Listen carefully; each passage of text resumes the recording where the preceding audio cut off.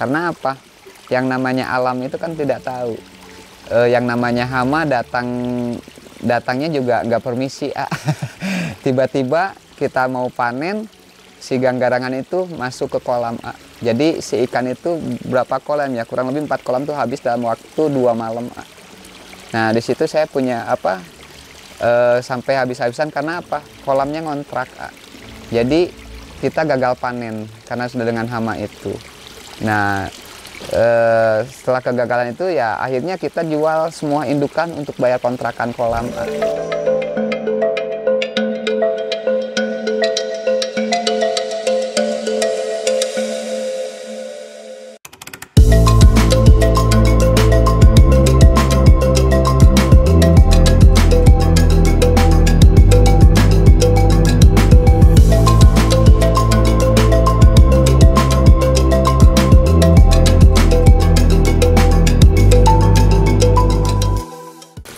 Bismillahirrahmanirrahim. Perkenalkan, nama saya Ruslan Fahri, domisili di Jalan Subang Jaya, Ciawe, Kecamatan Cikole, Kota Sukabumi. Saya kebetulan bergerak di bidang breeding ikan hias, utamanya di ikan koi, ada koki, ada gapi, ada moli, dan ada jenis-jenis ikan hias lain. Kalau di sini sih Azalea Farm. Tapi kalau misalnya dilihat dari map di Google, dulu itu kan lele. Bisnis itu kita mulai merintis di jual belinya itu di tahun 2012 yang lalu. Sebelumnya sih basic ya. Kalau basic kita di ikan konsumsi, di ikan lele, ikan patin. Kebetulan saya punya saudara di bidang perikanan, dia punya kerja di BBAT. Nah, saya mendapatkan ilmu breeding itu dari beliau almarhum, dari saudara. Kalau usaha sih kita merintis dari hobi ya. Pertama dari hobi, kita hobi itu mulai dari sejak mungkin dari kecil ya ayah, untuk hobi di ikan hias ini. Kita dengan perjalanan waktu kita belum terpikir untuk bisnis. Jadi dulu karena saya itu kerja di bidang otomotif dan di bidang pembiayaannya. Nah dari situ hobi mulai muncul. Terus kita dari sisi hobinya mungkin sudah terpenuhi ya ayah. Sampai punya cerita dulu tuh istri tuh sampai cemberut. Karena setiap pulang kerja tuh selalu nentengin ikan pulang ke rumah itu. Mungkin kalau namanya istri ya takut keganggu keganggu kos untuk dapurnya mungkin ya ayah. Nah dengan berjalannya waktu ya kita ngeyel. Ngeyelnya itu apa? Ya karena kita hobi gitu ya, daripada kita hobi ke hal-hal yang negatif ya mendingan kita hobinya itu ya hobi positif. Karena ikan itu justru punya ketenangan. Kalau kita pulang dari aktivitas datang ke rumah itu kita sambil ngopi sambil menikmati ikan dengan goyangannya, dengan geboynya gitu. Jadi kita punya ketenangan tersendiri, punya ketenangan batin. Rasa capek, rasa mumet di tempat kerja itu hilang seketika dengan hobi ikan ini gitu. Terus untuk awal mula bisnisnya itu terdorong sama istri lagi. Kenapa? Yang namanya istri kalau sudah ngelihat yang merah-merah, jadi termotivasi gitu. Kenapa nggak jadi bisnis gitu di hobi ini gitu. Nah dari situ kepikir gimana caranya kita jadi bisnis. Perjalanan yang cukup panjang dari hobi ke seller. Dari seller kita susah mendapatkan ikan kualitas dengan harga murah. Ya muncullah dengan di benak hati jadi breeder. Jadi breeder dengan dengan keterbatasan lahan, dengan keterbatasan keilmuan. Tapi dengan seiringnya waktu kita banyak nanya, banyak sharing ke senior-senior. Ya alhamdulillah sampai hari ini kita masih berjalan. Itu pun dengan dengan perjalanan tantangan yang sangat curam. Kita sempat stuck bahkan sampai ngalamin nangis di pinggiran kolam Kenapa nangis itu? Ya karena kita punya target panen sekian dan tidak tahu ya yang namanya rezeki. Terkadang kita tidak sesuai dengan keinginan. Karena di koi ini jadi breeder ini tantangannya sangat apa ya? Sangat apa namanya? Ya gitulah. Sangat. Kenapa Bapak bisa sampai nangis di pinggir kolam? Nangis itu karena bukan sedih dengan kegagalannya. Dari sedihnya itu ikan dari mulai rawat dari telur kita rawat dengan sesungguh hati sampai besar kita rawat dan kita sortir mana yang layak dibesarkan. Sudah besar, udah ada penawaran dari teman-teman penghobi, dari teman-teman breeder lain buat indukan. Ya kita pertahankan. Kenapa? Karena kita punya ingin keturunan nextnya. Setelah ternyata setelah di pertanian di berjalan waktu ada hama. Hama itu bukan dari kutu atau apa, tapi hama ganggarangan, sero namanya. Itu ikan yang pernah ditawar 8 juta satu ekor, itu tinggal kepalanya saja. Nah itu yang bikin nangis yang bikin nangis itu Jadi ikan yang betul-betul disayang, ya tinggal kepalanya, itu ya yang bikin nangis Bukan karena rupiahnya, bukan karena kita perjalanan waktunya yang cukup panjang merawat ikan itu gitu. Sebelumnya ya karena dasarnya tetap dari hobi dari hobi ikan itu, hobi makannya juga sih sebetulnya. Jadi kita segala sesuatu yang kita hobi itu digali cara proses pembenihannya, pembesarannya, merawatnya sampai menjualnya. Kebetulan saya di ikan itu sebetulnya dari SMP, cuman dijual belinya di SMA. Untuk apa? Karena kita punya kebanggaan tersendiri mendapatkan uang hasil sendiri, tidak mengandalkan dari orang tua terus.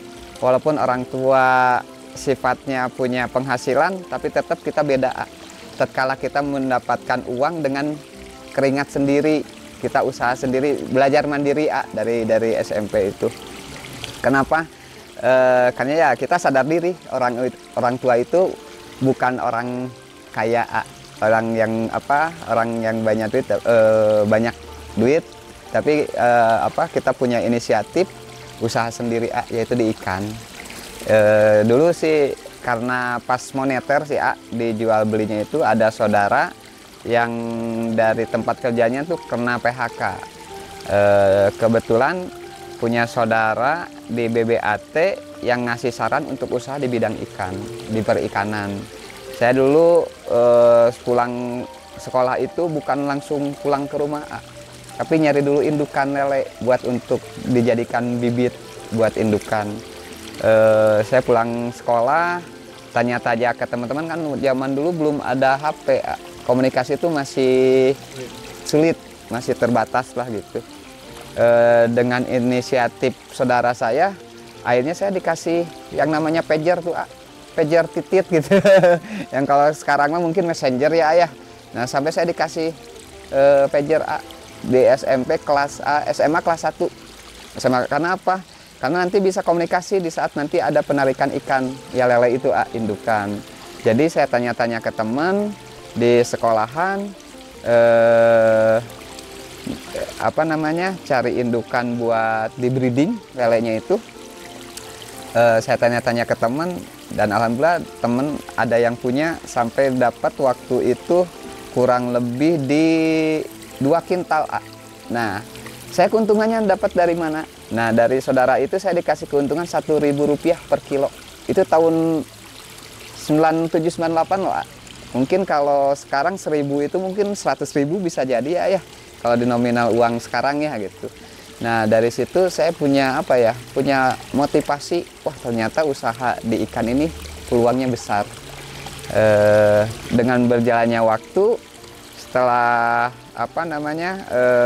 dari konsumsi, kenapa sekarang lari ke ikan hias?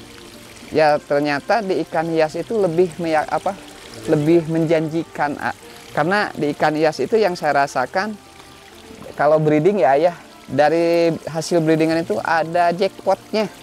Kalau konsumsi kan kita misalnya jualnya anakan, kayak lele di ukuran 57 misalnya ya, di angka 150 perak. Ya udah 150 perak, nggak ada lele SQ, HQ nggak ada. Jadi di ekor 150 ya 150, nggak ada kayak koi. Kalau koi kan ada, oh ini kualitas high quality, ini kualitas super quality buat show, buat kontes. Nah itu secara harga jauh lebih mahal, menjanjikan lah gitu. Nah dari seiring berjalannya waktu ya akhirnya saya pindah ke ikan hias sampai saat ini ya. Oke. Untuk bisnis di ikan hias itu minimal kita punya sering market, dalam arti sering posting kan. Di 2000 kesini kan udah mulai ada FB itu. Nah kita kebetulan marketnya itu di posting-posting di FB saya. Terus kita banyak teman yang satu penghobi juga, itu salah satu market. Untuk awalnya sih saya di rumah bikin, karena tidak ada fasilitas, sampai bak WC kita dibikin stok ikan, dibikin wadah ikan itu tempat mandi. Bak mandi WC kita kasih ikan, kasih filter dari ember, saking ekstrimnya. Karena apa? Saya berpikir untuk bisnis itu ya walaupun dengan segala keterbatasan, kita dengan yakin ya seadanya dulu aja. Tapi alhamdulillah dari hasil penjualan kita sisihkan, kita bisa kebangun kolam kecil-kecilan, kita bisa kebeli bak fiber, kita bisa kebeli akuarium untuk display ikan, untuk karantina. Alhamdulillah dari situ mulai berjalan dengan bisnisnya gitu. Untuk langkah breeding ikan koi ini ya kita harus dipersiapkan itu terutama di indukan. Namanya garis keturunan yaitu bloodline. Supaya apa? Supaya nanti kita hasilnya puas, hasilnya bagus. Tapi tidak selamanya indukan itu ngasih yang bagus. Terkadang kita bisa memilih si pejantannya, kita silangkan, kita kawinkan, ternyata hasilnya tidak memenuhi yang kita inginkan, ya kita ganti lagi si jantannya, kita coba lagi. Setelah menemukan yang pas untuk mengawinkan atau membreeding si koi itu, ya itu yang dipakai. Tapi yang lainnya ya kita jual gitu. Jadi pemilihan indukannya juga harus diperhatikan. Supaya apa? Supaya kita tidak membuang waktu gitu. Dalam arti ya seperti inilah kualitasnya, secara warna kita dapat, secara skin itu warna dasar putih kita dapat juga. Dalam kontes juga di penilaian utama itu di warna, terus di postur tubuh, body segala macam, di pattern juga gitu. Selain indukan di perawatan, dalam arti ikan kalau ikan kan hidupnya tuh di air, jadi kita harus merawat air, bukan merawat ikan sih sebetulnya, merawat air. Gimana caranya air ini selalu sehat? Caranya gimana air ini sehat ya? Kita kalau ini untuk ngekip ya, kita pakai sistemnya filtrasi ya. Di situ ada beberapa media chamber. Media chamber itu untuk apa? Untuk menitrifikasi antara amonia menjadi nitrit ke nitrat, mengolah gitu, sama bakteri pengurai gitu. Bakteri pengurai. Ya itulah salah satu faktor ikan itu menjadi sehat gitu. Kalau di pembesaran sih kita dicukup air permukaan saja. Nah, ini kita menghilangkan image budidaya gitu. Kalau orang kan berpikiran budidaya koi itu harus punya lahan luas, harus punya kolam yang banyak, harus punya kolam tanah yang cukup relatif banyak juga. Nah, kita tepis. Kita dengan keterbatasan lahan, punya lahan segini, ya kita maksimalkan dengan membuat vat kayak gini dari terpal. Ya alhamdulillah kita sudah bisa membuktikan hasilnya lumayan, menepis. Jadi kepada rekan-rekan, teman-teman semua yang ingin budidaya ikan koi, ikan apa aja, jangan berpikir lahan dulu, praktek dulu, laksanain dulu gitu, ambil ilmunya dulu. Ternyata di vet aja kita bisa, kita buktikan gitu. Jadi tidak harus berpikir kita, aduh harus punya kolam, aduh harus kolamnya harus luas. Tidak usah, yang ada dulu.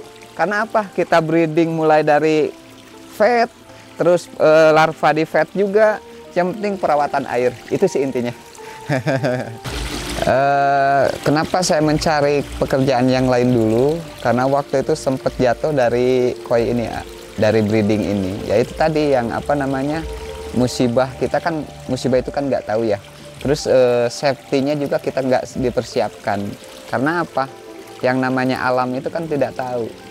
Yang namanya hama datangnya juga nggak permisi. Tiba-tiba kita mau panen, si ganggarangan itu masuk ke kolam. Jadi si ikan itu berapa kolam ya, kurang lebih 4 kolam tuh habis dalam waktu 2 malam. Nah di situ saya punya sampai habis-habisan. Karena apa? Kolamnya ngontrak. Jadi kita gagal panen karena sudah dengan hama itu. Nah setelah kegagalan itu ya akhirnya kita jual semua indukan untuk bayar kontrakan kolam. Sampai saya ya memutuskan mesin saya itu dijual habis.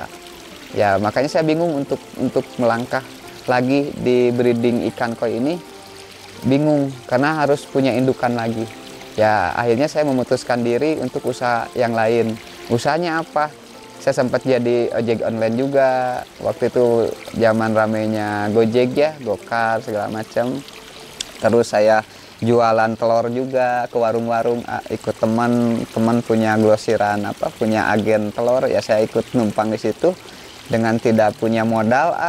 Akhirnya saya dikasih peluang untuk jualan telur. Ya alhamdulillah saya jualan telur dulu. Dan kebetulan saya punya PO untuk pengadaan telur ke dinas dinas sosial Provinsi Banten. Alhamdulillah punya PO tuh sampai sebulan itu 30 ton telur ayam. Dan alhamdulillah dengan harga masuk dan pembayaran alhamdulillah cash. Berapa tuh sekali ngirim? Sekali ngirim itu kita di 9 ton. 9 ton itu 1 truk ya. Saya punya keuntungan dari temen itu, dikasih keuntungan per kilonya itu 500 per kilo. 500 rupiah. Dari 500 rupiah itu dikalikan 9 ton kali kirim berapa. Nah di situ disisihkan untuk biaya hidup sehari-hari, untuk bekal anak sekolah, kebutuhan anak sekolah. Ya sisihkan untuk membeli lagi ikan koi. Ya saya sisihkan dan saya coba-coba untuk cari di lelang lelang koi. Alhamdulillah ketemu bloodline yang bagus. Nah di situ saya coba beli lagi indukan untuk merintis lagi ke koi ini gitu, breeding koi ini gitu. Dan alhamdulillah dapat support juga dari senior. Sampai saya dikasih pet lagi, dikasih mesin lagi sama senior saya. Ya alhamdulillah termotivasi lagi untuk breedingnya sampai hari ini gitu. Kelebihannya kontrol ya, lebih cenderung ke kontrol. Jadi si ikan itu terkontrol. Karena kalau di kolam yang luas kan kontrolnya kita susah. Ikan itu nggak kelihatan, apalagi ikannya kecil. Nah untuk di vet ini kita kontrolnya bisa maksimal, bisa setiap waktu lah kontrol. Kalau di vet ini sih harus sering kontrol di lumpur. Jadi kalau sudah lumpurnya numpuk ya kita di istilah kata di backwash. Di backwash itu ya dibuang air dasarnya, lalu dimasukin lagi air yang baru. Jadi walaupun ini kan ngalir, jadi siklusnya ngalir. Jadi alhamdulillah ikan sehat. Jadi selalu masuk air baru. Termasuk gampang juga yang ngurusin. Menurut saya sih lebih gampang. Mungkin harus banyak air masukin. Itu wajib, wajib karena apa? Karena ini kan tidak dibantu sama mesin. Kalau biasanya kan bioflok itu kan harus pakai aerator, aerasi supaya oksigen yang terlarut dalam air itu maksimal. Kalau ini tanpa aerasi pun insya Allah aman. Karena apa? Karena airnya selalu ngecor, selalu masuk gitu air barunya. Itu sih. Kolam lumpur, ya kolam lumpur. Itu mayoritas ya. Bisa dibilang 99%. 1%-nya saya yang pakai pakai kolam terpal. Kalau yang namanya kendala ada saja. Yang pasti kita punya pengalaman untuk merawat ikan. Kalaupun kendala itu terjadi, ya kita belajar lagi tuh di situ, belajar merawat ikan lagi. Karena di ikan ini tidak ada yang jago. Tetap kita belajar dan terus belajar. Nah, pengalaman ini ya kita menjadi acuan, menjadi apa ya? Kalau dibukukan itu bisa dibikin buku pengalaman itu. Karena apa? Karena ilmu yang kita dapat ini kan otodidak, jadi praktek langsung.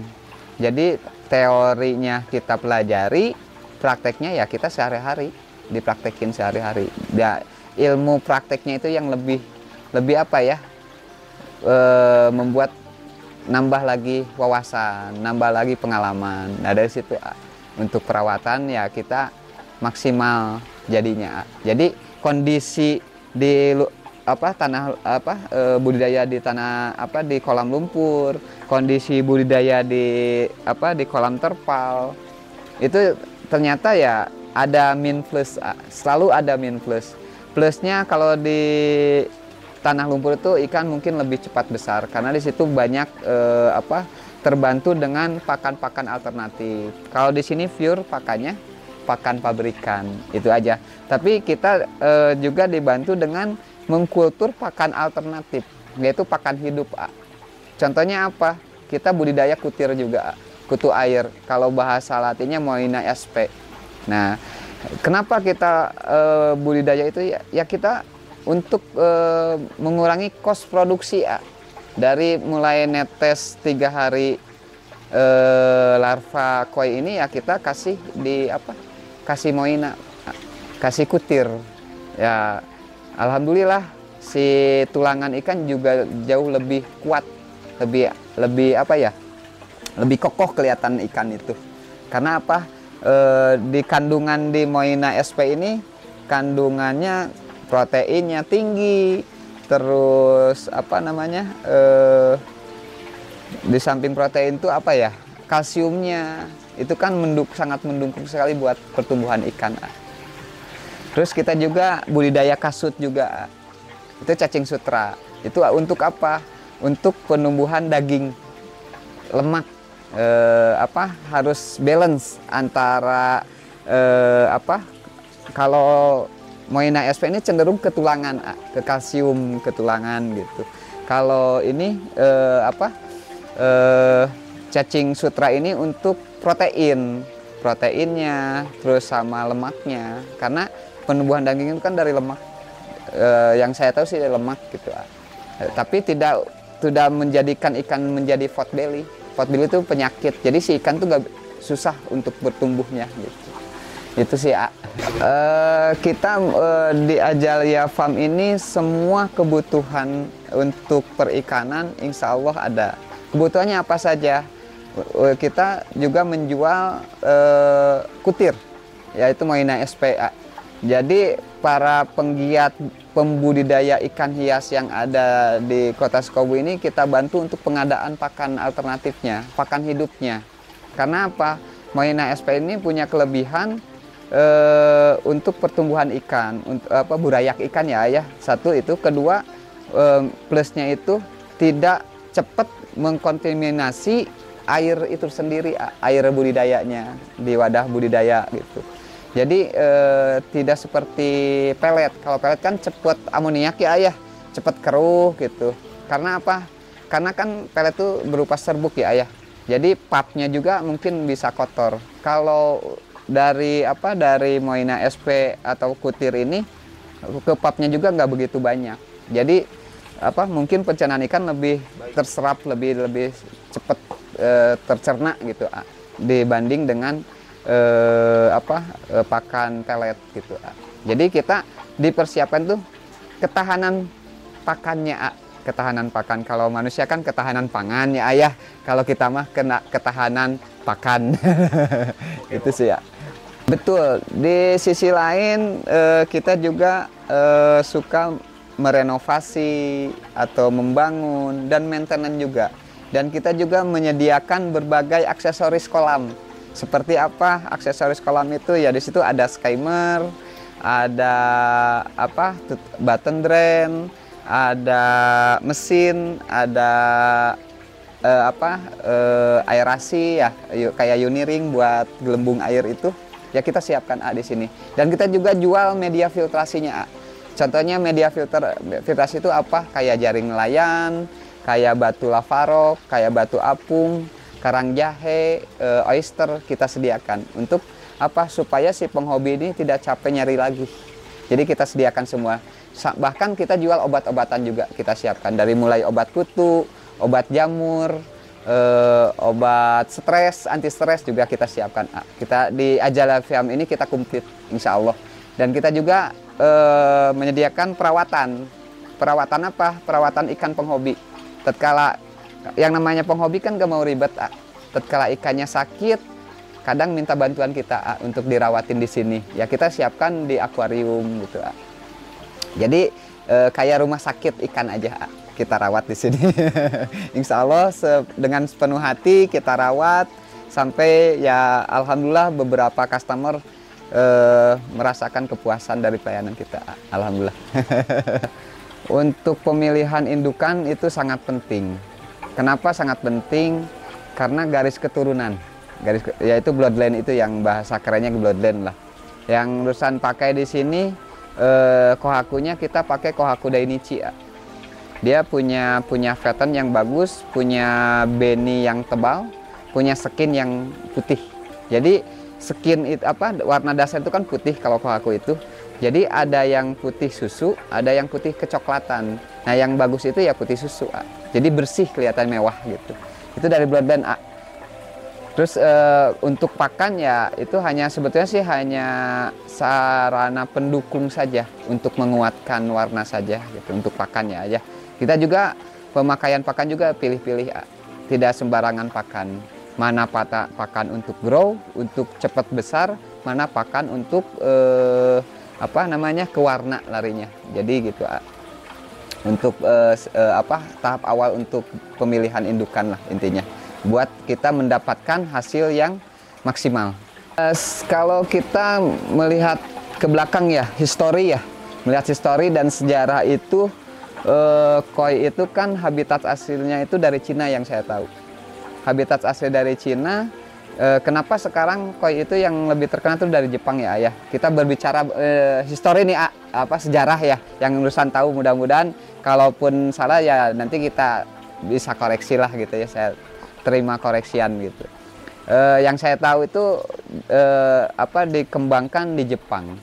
Nah untuk di Indonesia ini khususnya Sukabumi ini kenapa koi ini Sukabumi ini salah satu wilayah yang menghasilkan koi baik-baik gitu, dalam arti koi yang bagus, berkualitas betul.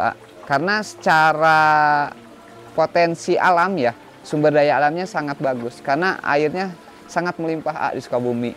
Terus kolam-kolamnya masih luas, hamparan kolamnya masih luas gitu. Itu dari salah satu keunggulan Sukabumi itu punya sumber daya alam yang sangat luas. Terutama kan kalau ikan itu kan air, pokok utamanya kan air. Jadi ya, sarana pendukungnya itu ya air itu, sumber daya alamnya itu. Terus kalau menurut sejarah sih koi ke Indonesia itu sih awalnya yang saya tahu tuh ke Sukabumi. Makanya dulu itu Sukabumi terkenal dengan kualitas koinya gitu. Mungkin secara pertumbuhannya juga sangat signifikan karena banyak petaninya juga di Sukabumi. Khususnya ya kalau yang orang tahu kan petani ikan tuh ya pasar Cibaraja sih ya, daerah-daerah situ. Kenapa Ruslan milih di kota Sukabumi? Biar agak beda sedikit gitu. Jadi kita di kota Sukabumi juga insya Allah bisa gitu untuk mencetak ikan koi yang kualitas gitu. Untuk menjaga kesehatan ya kita harus harus fokus sih sebetulnya. Jadi kalau ikan kelihatan sakit sudah muncul mau sakit tuh kita harus peka. Pekanya gimana? Ya kita siapkan bak karantina. Untuk pengobatan ikan itu sendiri perawatannya ayah. Karena apa? Ini suhu ini terkadang pagi panas, siang panas, sorenya hujan, itu drop. Di suhu itu sangat drop. Ke ikan juga sangat berpengaruh. Gimana caranya? Ya kita untuk tahap awal langkahnya ya kita puasakan ikan. Kenapa harus puasa? Supaya ya terjaga dari kekebalan tubuh ikannya sendiri. Jadi kalau terlalu banyak makan juga ikan juga jelek juga karena cepat keserang penyakitnya. Makanya kalau misalnya perubahan suhu nih kayak sekarang panas, hujan, yang biasanya kita ngasih pakan 3 sampai 4 kali sehari, ya kita kurangin bisa sehari 2 kali. Masih cuacanya belum ini ya kita kurangin lagi 1 kali, jadi 1 kali sehari. Ya itu sih langkah-langkah untuk tahap-tahap kita merawat ikan. Untuk pemasaran, alhamdulillah kita di sini ada beberapa market ya ayah. Ada market kita ke seller, ada market kita ke ke toko akuarium atau ke dealer-dealer, terus ke penghobi langsung juga ada. Terus kita juga punya rekanan untuk ke pasar A. Salah satunya Pasar Parung dan Pasar Jatinegara. Ya kita ikut jual juga ke sana. Jadi si teman yang suka ke pasar ngambil ikan dari kita. Kalau satu bak ini, kalau ukuran di size-nya 10-15, satu kolam ini kita bisa 500 ekor sampai 1000 ekor. Kepadatannya ya ayah. Untuk size 10-15. Jadi tergantung size ikan. Kalau ikannya kecil ya bisa maksimal, bisa penuh lah gitu dengan kuantitinya. Kalau ikannya besar ya paling satu vat ini kita di sini ada 50 ekor. Nah, satu vat ini kalau tergantung size. Jadi kita dipisah-pisah. Ada mulai size yang kolam sana size 10 sampai 15, kolam ini 15 sampai 25, kolam ini 30 sampai 40 50 cm. Jadi dipilih-pilih ya. Betul, betul. Alhamdulillah stok aman untuk hari ini. Aman. Siapa Pak? Tantangan tuh selalu ada ya. Terkadang cuaca juga menjadi salah satu tantangan juga. Kenapa? Karena ya kita harus peka, harus fokus untuk merawat ikan itu sendiri. Kembali tantangannya ya kita siap bangun malam. Terkadang air ini mampet di malam hari ya kita harus bangun. Karena kalau ini air tidak masuk ikan bisa kolap karena kekurangan oksigen. Ya tantangannya sih itu, kita harus siap, harus fight. Harus bisa harus bisa ngejaga kualitas air juga. Itu sih tantangannya. 24 jam. Ini masuk keluar sirkulasinya 24 jam siklusnya. Harus seketika. Karena apa? Karena oksigen akan berkurang, apalagi kapasitas ikan di sini itu padat. Jadi ikan itu kan butuh napas, butuh oksigen. Jadi kalau ikannya padat, otomatis ikan itu berebut untuk mencari napas. Makanya ya kita harus segera mungkin. Jangan sampai berjam-jam. Kalau kita telat saja ya ikan bisa kolap dan mengakibatkan mati gitu ya. Untuk sukanya, alhamdulillah ya Pak ya, saya merintis ikan ini sejak anak-anak masih pada kecil. Anak-anak dari usia mungkin masih baby ya ayah. Ya sukanya saya sampai hari ini menggeluti di bidang ikan hias ini, alhamdulillah bisa membiayai anak sekolah, kita bisa membiayai keluarga dari ikan hias ini. Ya sukanya terkadang kita lagi sakit karena kita punya stok ikan, tiba-tiba teman penghobi, teman seller nanya stok, ya alhamdulillah jadi belanja. Alhamdulillah kebutuhan tuh terpenuhi dari hasil penjualan ikan itu tersendiri ya. Jadi ya sukanya di situ, membantu untuk perekonomian keluarga saya. Dan mudah-mudahan next ke depan kita bisa membantu teman-teman yang mau mau usaha di bidang ini. Ayo kita sama-sama belajar caranya, cara merawat ikannya, cara menjualnya. Ayo kita sama-sama untuk membangun perekonomian khususnya di wilayah Kota Sukabumi. Kalau melihat prospek, insya Allah sangat terbuka lebar, sangat terbuka luas lah. Bahkan beberapa waktu ke belakang saya ada permintaan untuk ekspor ke Filipina. Dan kebetulan di saat itu stok ikan yang diminta sama eksportir ini kita lagi kosong. Makanya ya alhamdulillah kita sudah punya market pasar juga sampai ekspor ke luar negeri sana gitu. Makanya untuk teman-teman, untuk rekan-rekan di luar sana, kalau mau usaha di bidang ikan, khususnya ikan hias koi ini, ayo kita sama-sama belajar. Ayo kita sharing-sharing di sini, terbuka lebar, terbuka 24 jam lah bahasa kasarnya gitu kan. Kita sharing, kita bimbing, kita bantu untuk nanti cara marketnya, cara perawatannya, cara pemilihan indukannya. Insya Allah kita bantu semua. Di Ajalia Farm ini kita terbuka lebar untuk teman-teman semua. Caranya sih semangat. Jadi kalau kita untuk memulai usaha itu jangan berpikir takut A, takut B, takut ini pemasarannya gimana, perawatannya gimana, pengolahannya gimana. Jangan takut. Insya Allah kita berbagi ilmu yang kita punya. Kita terbuka. Insya Allah kita terbuka. Bahkan kita kasih nanti peluang untuk marketnya gimana. Insya Allah kita bantu. Terkadang kan kita juga punya kemampuan, keterbatasan juga.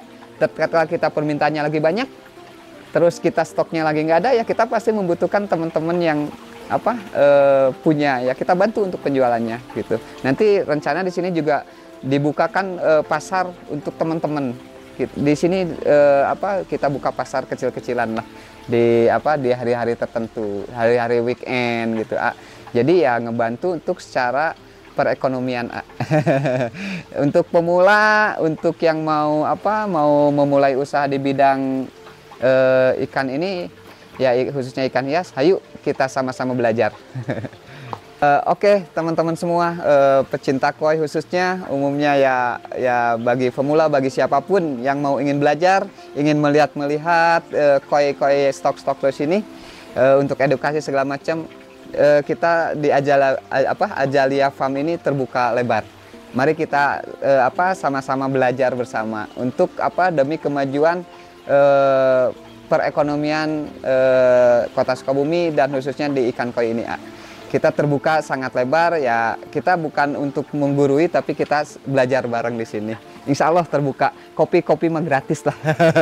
Dan di sini juga tidak hanya ikan koi, kita breeding juga ikan koki, kita breeding juga ikan gapi, kita juga breeding ikan moli dan lain-lain, ikan hias. Nanti insya Allah kita di sini menyediakan tempat edukasi, tempat sharing, tempat kumpul-kumpul teman-teman semua.